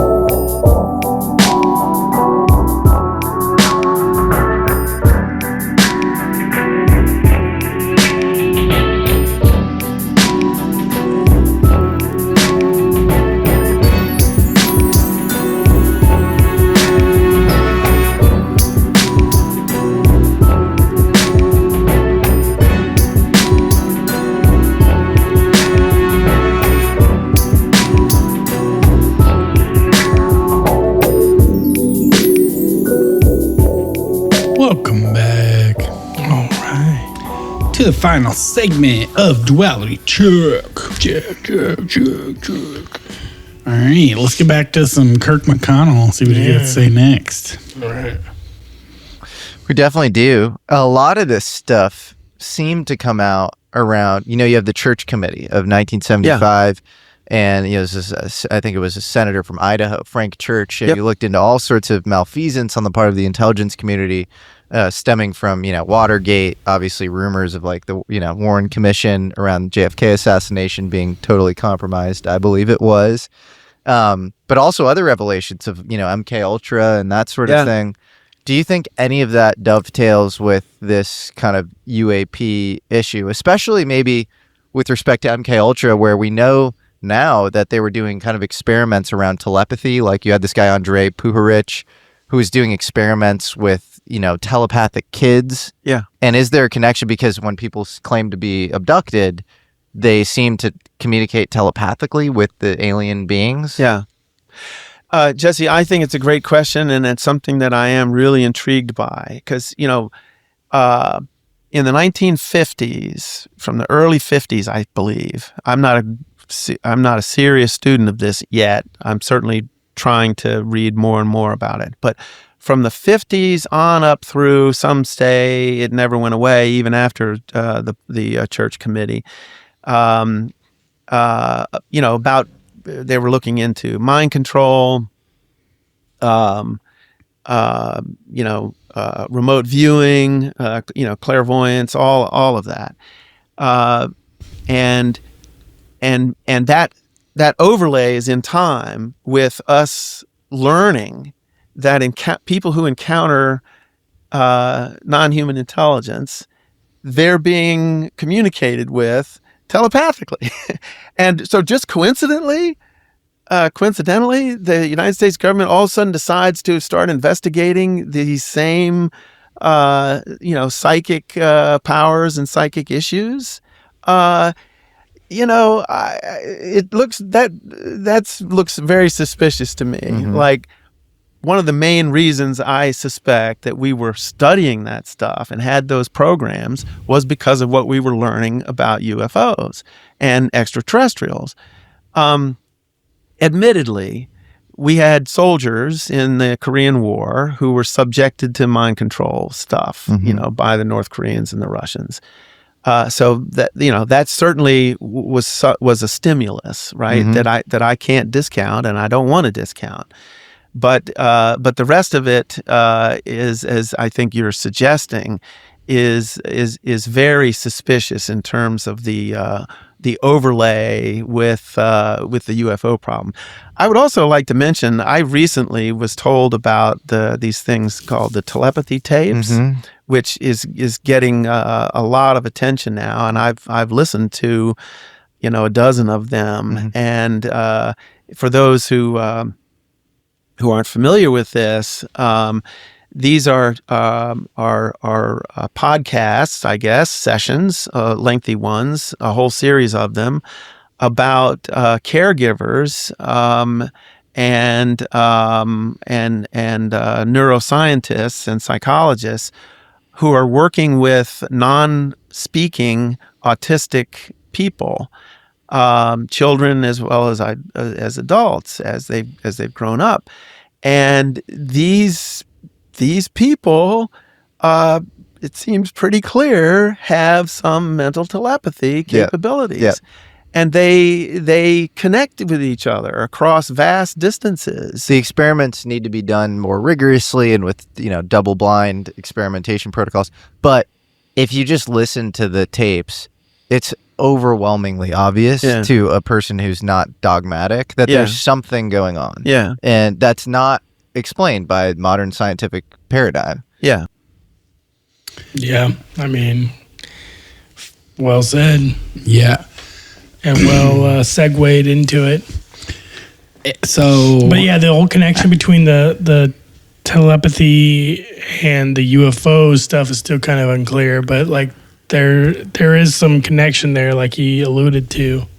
Yeah, no, I think his point is, to me, like, I received that point super well. So like the fact that all of these people who are having like close encounters, that those close encounters almost always involve telepathic communication. Right. I just, as he points out, and then at the same time, the government is doing all these investigations into remote viewing and telepathy and clairvoyance and all that. Yeah. Like, seems strange. It seems strange. It seems a little kind of out there to think that the timing just happened to work out that way. Yeah.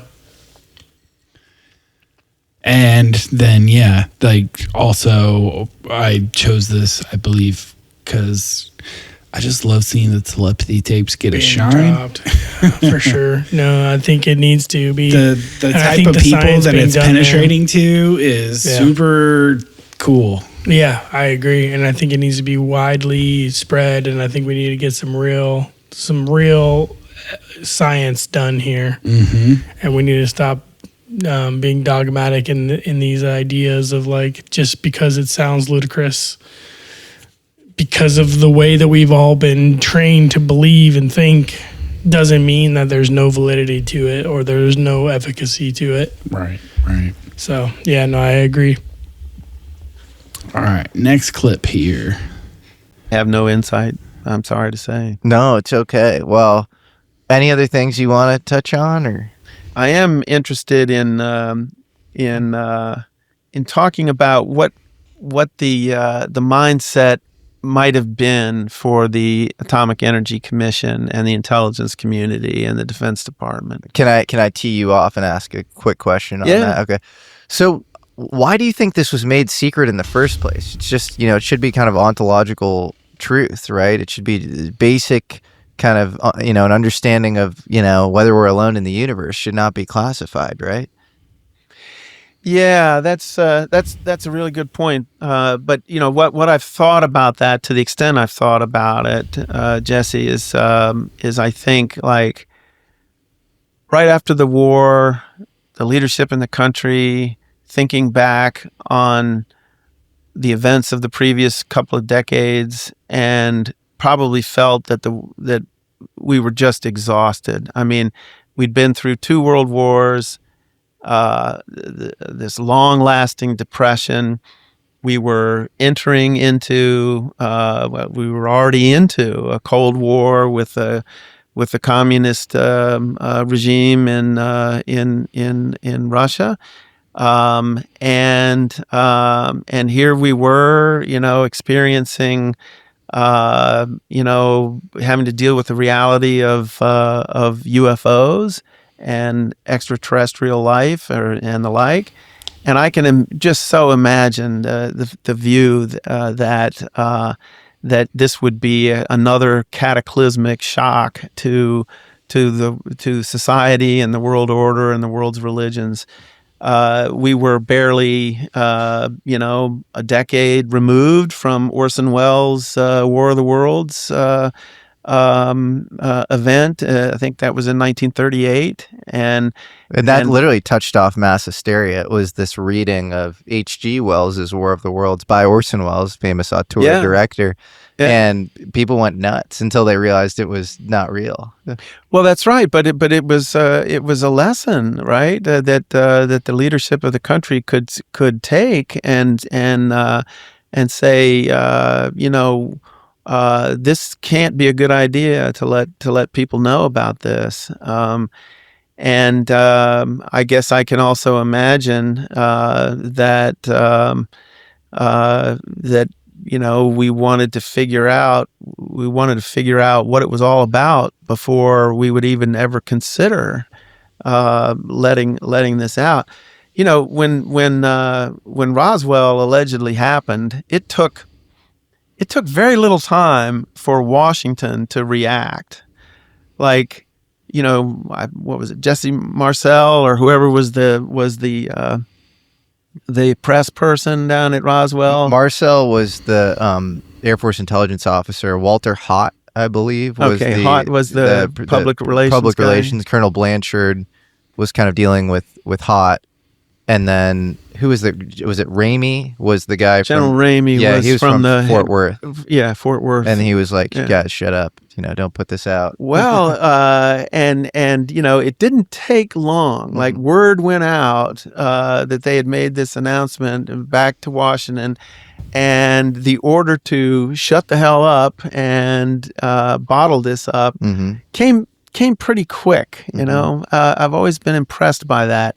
It sort of belies the lethargy of the bureaucracy, almost as if there had been some long-term awareness and a decision already made in Washington, like, this is bad news, and so wherever it pops up, you gotta react to it pretty quickly. And Roswell was the okay. Yeah, that's a good point of view on it. I mean, at least a way of articulating the point of view of the government at that time period, and whether they were aware fully of what was going on, or if they just had, foreknowledge of what was to come. It makes you wonder if the whole H.G. Wells radio cast of was a way of just was a sort of test prepping. run Was a for way of this prepping. disclosure, you know? Yeah. Like a live laboratory act. Yeah. To see what the public would do. I wonder if anyone's like dug into that to see if there's anything weird going on there. That would be fascinating. Someone has to have. Yeah, I'm sure somebody has, but to see if there's any connections between the government and Orson Welles and doing the whole reading and like being broadcast on live radio at the time. And this was not too long before TV came. Yeah, I never really considered that radio cast as a factor for disclosure, Determining or whether to disclose or not. And that's a really interesting point, Yeah. I think. I agree. Yeah. I think it has to have made a big impact because otherwise you have no data. Unless you're going to disclose, you have no data or and whether or not it was what the effect planned, would like be. an intelligent person who is working in these fields is going to see a natural lab experiment happening in the real world and to take note of it and try and learn from it as much as they can. Absolutely. Right? And it doesn't have to be, right? All it could be is encouraged. Right. Or not denied in order for it to be allowed. You don't have to necessarily be the guy in the back of the room like whispering, "Hey, got to do this so that we Right. You could be like, yeah, sure, go ahead and do that." And then they just sit back and watch and listen and see what happens with the public. Yeah. Maybe there was some hand in it being like portrayed the way it was and how it wasn't described as being a reading of the book. It was described as I don't even know that that's true. It may have been. Yeah. But I don't know. the thing about radio is it's live, right? Exactly, So exactly. if you don't As soon as tune you in, turn in, if you don't tune yeah, in at the very exactly. beginning True. and you miss that disclosure, that caveat at the True. beginning, then you're gonna be like, "Wait, what the fuck is happening? What's going on? I just Yeah. tuned in after work and where we're getting invaded? What? Right. Yeah. No, that's true. That's very good. In an point. era where people got their news from the radio, right? Right. Like so. Wow. All right. I got one last one here. Okay. But Jesse, on a sustained basis,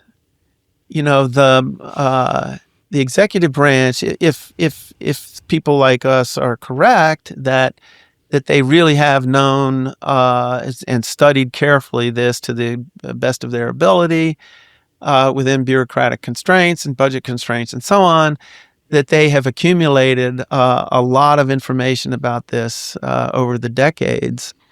And if, as some believe, if you just look at alleged UAP performance, there's some mighty interesting technology involved there. And if the government knows about that, but has chosen to keep it from being applied to solve, the pressing needs of the American people, and indeed society the world over, for travel, aerospace travel, for energy, and who knows what else. Why would the government have decided? And frankly, this is one of the criticisms of this view by skeptics is, look, if the military could fly, craft around like UFOs, do you think they would have squirreled it away so what if they have like 12 of them or something? We have thousands of F-35s and F-15s and F-16s. Why wouldn't we have applied this technology to our entire military force? Why are we still powering armored vehicles with diesel fuel and gasoline if we had the ability to take electrical power right from the physical vacuum? Well, why haven't we used a hydrogen bomb yet? Well, I mean, I think the hydrogen bomb predated our any mastery of this technology, but sure. I'm just saying, we have all sorts of ace in the hole I see tech what you mean. that we haven't allowed to be shown to the public for various. Well, but the public knows about it, and we've applied it to our forces. Yeah. In an observable, informed way. Yeah. Like everybody knows we've invested in hundreds of ICBMs Sure. and sea-based ballistic missiles and so on.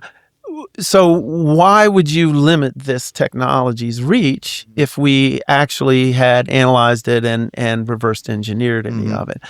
And it's a legitimate and difficult question to answer. I don't have an answer, but my own speculation is that I can think of a reason why the government might take that position, and the answer would be, a la our previous discussions about Nikola Tesla, T.T. Brown, and lots of others, is what if the government discovered that it's not that hard after all to access the physical vacuum and extract energy from it? And what if, that energy is extremely potent and can be weaponized? Sure. And what if it's not that hard to do that, and in fact doesn't even require mammoth engineering enterprises like our nuclear establishment requires, so that a Kim Jong-un could be doing this in some warehouse someplace, right? That would be disastrous. And if that were the case, I would hope that there's some sort of strategic thinking around how to let some of this stuff partially out, or in a black boxed way, or in a way that, the Western. Anyway, they'll keep going. But that point was so good. Yeah. I had not considered that. That is a great point. All the way up until this time. And all my time thinking about this. There are bad actors in the world. That is a very simple solution to why the massive secrecy is that if, in fact, it's not it'll get out eventually. Difficult. Yeah. If it's not all that difficult. Yeah. And the only thing that's kept us from knowing and going down this path has been the fact that we don't want to fall in the wrong hands. Well, no. The only thing that's kept us from going down that path is that, we didn't know about it, right? Until we did, because of UFOs, right? Sure. And so if you can make UFOs this mythological thing, you can make them this, this fairy tale, right? In order to mystify it, yeah. Well, in order to mystify it, right. Then you can undercut the credulity of these gravity propulsion drives and whatnot, right? In order to keep them out of the bad actors' hands. But if in fact it is not all that difficult to actually create the technology, because here's the thing. So a lot of people don't know what it takes in order to and I don't even know the details of it, but what it takes to make an atom bomb, right? Yeah. Is you have to quarry all of this uranium, right? But there's a specific type of uranium you need. So you need to quarry all of the stone, which has a certain percentage of uranium content. You need to separate their uranium from the rest. Then you need to centrifuge all the uranium in order to separate out the isotopes of the uranium and get the specific uranium-235 and then you need a certain quantity of it in order to create the critical mass you need in order for the bomb to go off. Right. And that's just the atom bomb. That's not the hydrogen bomb, which you need an atom bomb to set off a hydrogen bomb, right? So the amount of work, the amount of scientific tools, the amount of just pure labor, it's a big industrial undertaking in order to create one. Right. In such a way that we can implement spying through drones and satellites on countries around the world to keep stock on who has them and who doesn't. Right. But if this technology was such that you could just do it in a garage with minimal knowledge or minimal like without all of this industrial undertaking that can be detected, right? Then any country, any terrorist organization, any criminal organized crime enterprise with enough motivation could then do the work and come up with the weapons based on this technology without anyone being the wiser. Yeah, and end everything. That is a dangerous world. And the only solution is to pretend it doesn't exist. Yeah. And pretend anything that comes from it doesn't exist. Yeah. So you wouldn't be able to utilize the free energy aspects of it or the, instant travel aspects of it or the, but still being in these black projects, reverse engineering it so that eventually one day when the disclosure happens in a sufficient manner or the world is stable in such a way where they could do these things knowing that there's less of a threat for things to go a certain way. But even still, really what the likelihood of what would happen if there was a full-on disclosure is there would be a lot of destruction. If these energies and these things would happen, like it's likely that, and maybe whether it means that the countries that already have reverse engineered it and figured it out are just dropping bombs on all the people that they're worried about, or zapping all of these people that they're worried about out of existence in order to like maintain a stable environment in which to roll out these technologies. Either way, there's destruction. Or maybe, not to credit the government for this strategy per se, but maybe we need to develop the consciousness technology first. Yeah. Because imagine once you set our brains right. Once you have the consciousness technology developed to such a point that you can remote view anywhere and find out where people are in fact doing these in warehouses. Right. So that you can actually keep tabs and check on people. Mm-hmm. Yeah. Once you open up that ability, then all of a sudden it's a little less dangerous. Right. For that to come out.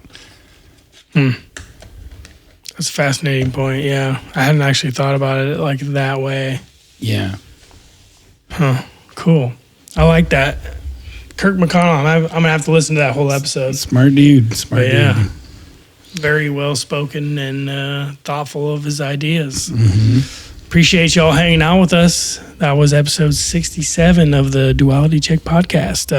If you guys are listening on your regular podcast platforms and you guys want to see some video or images pop up as you're going along here, you guys can watch us on YouTube or Rumble. We'll have everything up there. Or just go to our website at dualitycheck.net. If you guys want to get involved with the conversation, hit us up at host@dualitycheck.net. That's a direct email to us. We'll both get notified. Like, comment, subscribe on any platform you can. If you guys can leave a review on Apple Podcasts, that would be very helpful. Like and share from YouTube. You can also comment on the episode on Spotify.